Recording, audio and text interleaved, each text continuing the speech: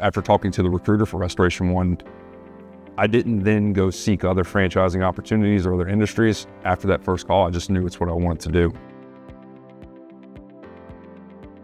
I am David Hofstetter. I joined in August of 2018, and I am the owner.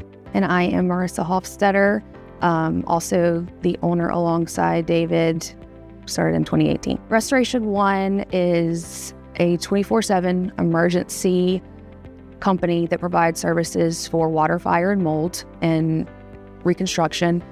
We get to serve those in need, of course. That's the fundamental purpose of the business.